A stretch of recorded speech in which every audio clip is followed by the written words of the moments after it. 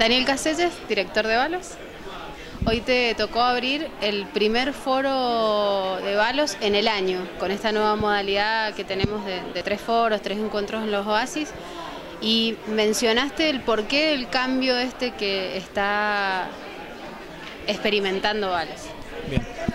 Mira, desde hace varios meses en Valos empezó, en realidad me atrevería a decir varios años, que Valos tiene una característica que a mí me atrae significativamente, que además de la diversidad, es esta capacidad de autocrítica que nos hace preguntarnos si realmente lo que estamos haciendo está bien y si realmente tiene que ver con lo que queremos hacer.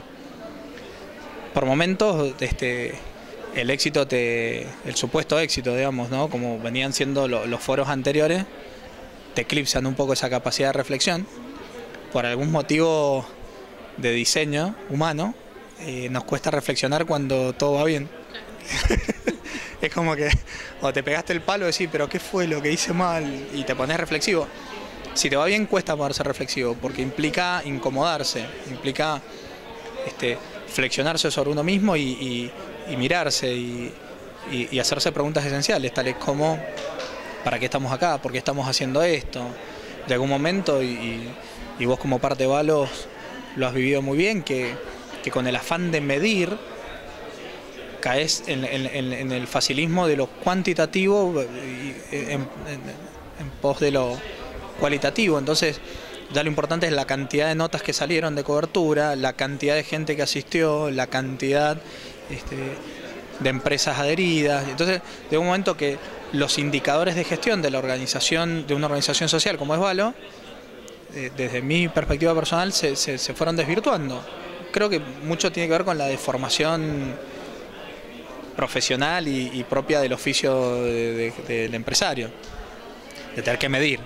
O sea, a vos no te sirve que venga un vendedor y te diga, no, tuve muy pocas reuniones, pero oirás qué rica las reuniones. No, ¿cuánto vendiste? Decime, ¿cuánto vendiste? ¿Cuánta gente visitaste? Es decir, esa necesidad de medir viene de este paradigma de lo que no se mide no se puede mejorar. Y está bueno medir, pero medirlo quali. Claro, eso te iba a decir, se puede buscar un equilibrio entre Sí, tal cual. El tema es que es más difícil. Claro. Yo te digo, midamos esta entrevista y seguramente vamos a poder medir mucho más fácil cuánto duró que cuánto dejó. Claro. Sí. Bueno, ¿cuánto dejó? Claro. Pero aquí... Entonces, lo que se dio fue la necesidad de innovar. Innovar etimológicamente viene del latín y hace referencia a generar algo nuevo internamente. Y lo cierto es que yo estoy convencido de que nadie llega mucho más lejos que lo que pudo recorrer hacia adentro, y lo que ha hecho Valos ha sido un trabajo muy incómodo hacia adentro y desde el núcleo más primitivo, haciéndose preguntas como ¿qué es la RCE? ¿Qué es Valos? ¿Qué relación tiene? ¿Quiénes son los dueños de Valos? ¿Quiénes son los dueños de la RCE? ¿Cómo? Y en el medio de todo ese proceso surge la necesidad de abrir Valos, abrirlo en el sentido más amplio, ¿no? Es decir, un Valos que estamos queriendo ser, un Valos que está más atento, que está más conectado con el medio, un Valos que está más abierto a la autocrítica, al crecimiento, a escuchar. Para mí es un aspiracional, es decir, creo que estamos en el medio de un proceso. Lo verdaderamente admirable es la capacidad de reinvención. Es decir, Valos la verdad que no tenía la necesidad de cambiar el formato de cómo venía haciendo los foros, porque era casi hasta cómodo para todo. Vos misma te pasás y estaba todo muy cuadrado, muy estandarizado, pero nada, nos empezamos a preguntar si eso nos acercaba más a la misión y a lo que teníamos que hacer, o nos iba alejando. Cada vez nos encontrábamos más gente en el mismo lugar que no se encontraban entre ellos. Una de las cosas de las que viene a hablar Clisber, porque precisamente su libro habla de eso, su último libro, es de la ética. Y a mí me gustaría que la gente que se acerca a Valos y que se acerca al canal de Valos sepa qué opina o cuál es la definición que tiene Daniel Caselles, que es empresario, que es uno de los fundadores de Valos, sobre la ética. ¿Qué es la ética para vos? Mira, a mí me pasó que que cuando surge todo esto de tratar de hacer las cosas éticamente, empecé a leer de ética y traté de estudiar un poco y descubrí que se podía abordar claramente desde la filosofía o desde la religión. Elegí la filosofía. Después de leer por un tiempo, me quedó claro que no había entendido bien que era... La confusión fue mayúscula porque, claro, te empezás a meter en un terreno que está muy bueno y apasionante desde el punto de vista filosófico, pero ya después la parte más ingenieril mía, más de empresario, del día a día, de tener que tomar decisiones, decía, ¿cómo bajo Aristóteles a este contrato que tengo que firmar? Entonces lo que descubrí es que después charlando con varios empresarios y demás, claro, tenían un concepto, o requerían un concepto más práctico. Y hay dos reglas de oro de la ética que me parece que a mí en lo personal me ayudan mucho y creo que puede servir a cualquiera. La primera es ponerte en el lugar del otro y no hacerle al otro lo que no te gustaría que te hagan. Y ojo, ponerse en el lugar del otro implica ponerse en el lugar con sus debilidades y su fortaleza.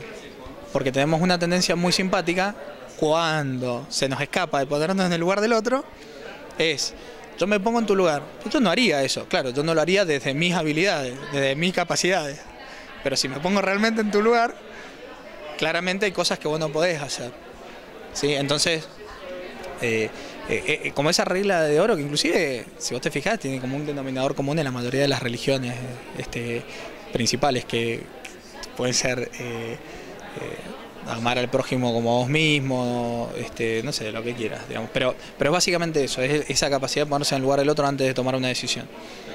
Y la segunda regla de oro es, si no podés hacer público la forma en la que tomaste la decisión, sin justificarte, sin entrar en una cadena de justificaciones, o avergonzarte y te tenés que preguntar si en el fondo sabes que hay algo que no podés contar y no por temas de confidencialidad, precisamente. Entonces, lo que sí está claro que está bueno ponerlo muy de manifiesto es que si la RC, en términos muy técnicos, es esa habilidad de construir y mantener relaciones éticas con cada uno de los públicos con los que se relaciona, y la ética vive en la decisión, en el proceso de toma de decisión, claramente el que tiene la mayor responsabilidad dentro de la empresa de que la responsabilidad social empresaria exista son los que toman decisiones, porque es en el proceso de toma de decisiones donde se dirime la ética. Es donde tomás la decisión, no es el acto, es el proceso de decisión. Yo puedo pasar un semáforo en rojo, ¿es ético o no es ético? Es decir, y depende, porque si yo pasé el semáforo en rojo y mi proceso de decisión interno fue, lo tengo que pasar con prudencia, pero estoy llevando a un enfermo al hospital, es decir, es muy diferente que tomé la decisión de pasar un semáforo en rojo, que desde afuera claramente es algo que no se debe hacer, a decir, paso el semáforo en rojo porque yo hago lo que quiero y porque en realidad este semáforo está mal puesto, por ejemplo, o está mal sincronizado. Que es una práctica muy frecuente en la Argentina. Es decir, yo cumplo las normas que me parecen razonables. Entonces, es un montón de gente haciendo lo que se le da la gana. Básicamente, ¿viste? Es como, bueno, yo estoy dispuesto a cumplir cualquier norma mientras yo esté de acuerdo. Entonces, para cerrar un poco, para mí el tema de la ética es tan simple de explicar como complejo de aplicar. Es ponerte en el lugar del otro, con toda su fortaleza y todas sus debilidades. Fíjate si realmente podrías contar cómo estás tomando las decisiones. Por eso es que la transparencia le hace tanto bien a la ética, porque en cuanto ya todos están viendo, le agregás tribuna, la cosa se vuelve ética mágicamente. Y bueno, y finalmente eso, es decir, tomar conciencia que es en el proceso de toma de decisiones, no en el resultado final. Gracias, Cáceres. De nada, Carola.